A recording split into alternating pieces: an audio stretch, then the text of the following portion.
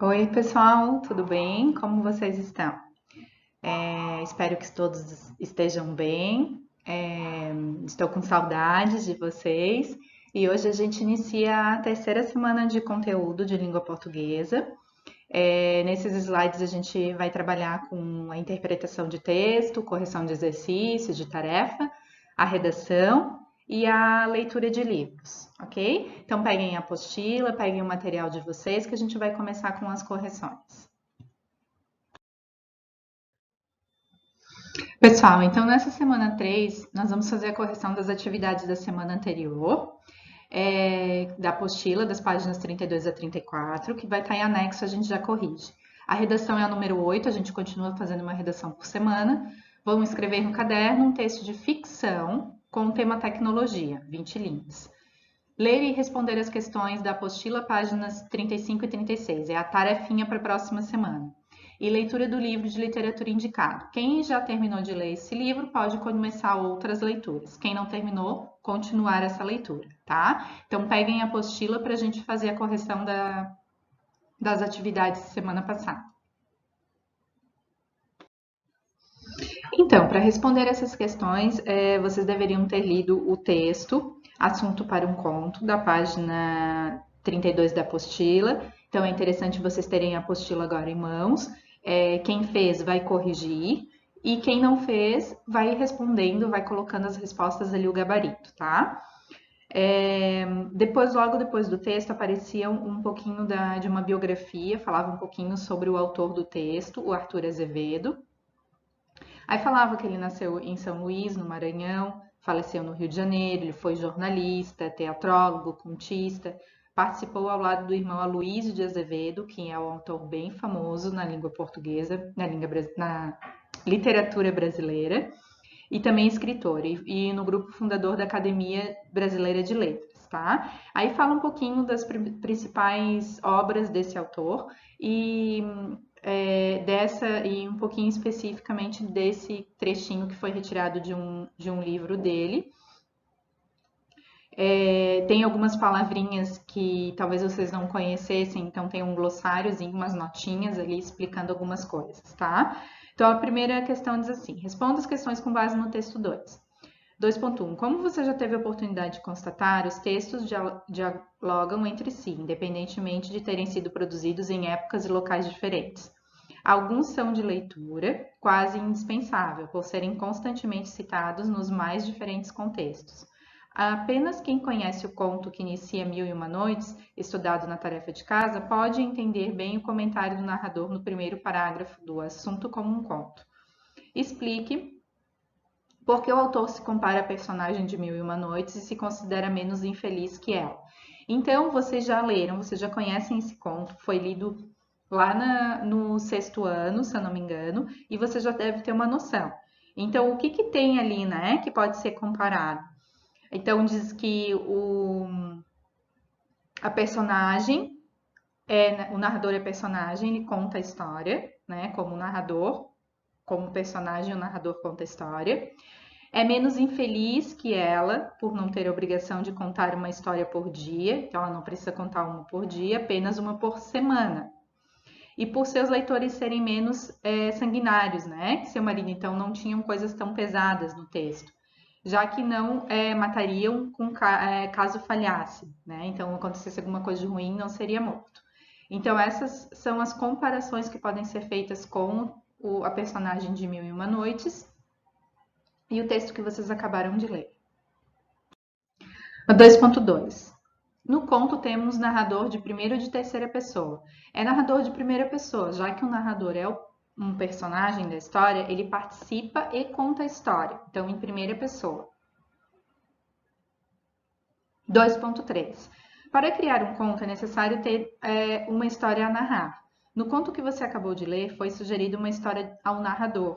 Seu desafio é resumir essa história usando no máximo 30 palavras. Então, em 30 palavras, vocês têm que resumir essa historinha ali. Tem um exemplo, né? Tem um gabarito ali.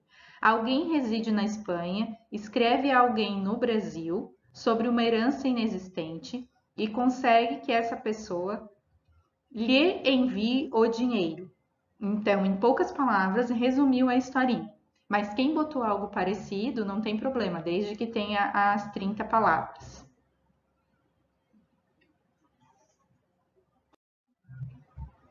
A 2.4. Quem são os personagens da história sugerida ao narrador? Uma pessoa residente na Espanha e uma residente no Brasil. Né? Um morador na Espanha e um morador no Brasil. 2.5. Em seu conto, o narrador desenvolve a história sugerida pelo funcionário público? Isso nos indica que ele realmente considerou o assunto magnífico, interessantíssimo e espirituoso. O narrador não desenvolve a história, se limita a reproduzir o episódio tal como narrado pelo funcionário público. Isso sugere que não avaliou a sugestão de maneira tão favorável. Então, ele não achou uma boa ideia, né? A sugestão que deram, não acatou a ideia. 2.6. Cria um título para a história sugerida pelo funcionário público. Aqui tem alguns exemplos, né? Algumas sugestões. A falsa herança, o golpe da herança, o conto do vigário e o espertalhão e o ingênuo. Poderia colocar outras, não tem problema, tá?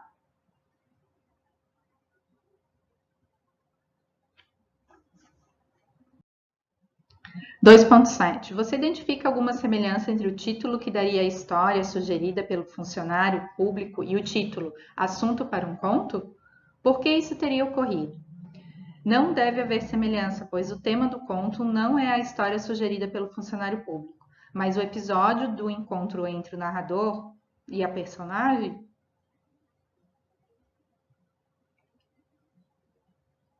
que sempre afirma ter um magnífico assunto para um conto. Então, não tem semelhança, mas o tema do conto, né? Porque o tema do conto não é a história sugerida. Então, ele sugeriu, mas não foi acatada essa sugestão dele, não foi feita. Por isso, né, que o episódio do encontro entre o narrador e o personagem afirma um magnífico assunto para um conto. 2.8. Quem são os personagens do conto de Arthur Azevedo? O narrador e o funcionário público, que são os dois que conversam. 2.9. Qual o tema central do conto? A sugestão de temas para contos. Então, o narrador, né, gostaria de escrever, ter como ser um personagem e escrever contos. O funcionário público sugere, porém ele não acata a sugestão, a ideia do funcionário público. Então, quase não adiantou, né, ele ter perguntado, ou sugerido, no caso. Então, esse texto é bem simples, é bom porque mostra um pouquinho ali do diálogo, que a gente trabalhou também, né? A questão do diálogo entre personagens, mostra o narrador em primeira pessoa, que é o narrador personagem também. Então, gente, na página 31, vocês deveriam ter lido, pelo menos, né? A parte que fala de narrativas de ficção e o narrador. Então, os tipos de narrador, personagem e observador, e um tipo de narrativa de ficção, que é aquele onde você vai escrever uma literatura que não é real. Então, que você cria personagens não reais, você cria coisas que não são possíveis de acontecer. Então, hoje vocês vão escrever um texto de ficção e o tema é tecnologia. Então, algo que aconteça de muito surreal, de algo que não exista e que pode acontecer daqui a 20, 30, 40 anos. Então, tentem escrever coisas mais modernas do que existem hoje, tá? E que talvez nem existam ainda, talvez nem tenhamos isso na vida real. Mas eu quero que vocês usem a criatividade. Vocês já devem ter visto vários filmes, né, que mostram um pouquinho disso, Star Wars, né, algo assim que traga um sentido mais científico, ok? E para finalizar, então, essa semana, façam a tarefinha, os exercícios da apostila da próxima semana, leiam muito, leiam ou o livro dos contos ou outro livro que vocês queiram e cuidem-se, tá? Espero que todos fiquem e estejam bem junto das famílias, né? Para que logo, logo a gente se reencontre e todos fiquem em paz e tranquilos, ok? Tudo de bom, saudades de vocês, até logo!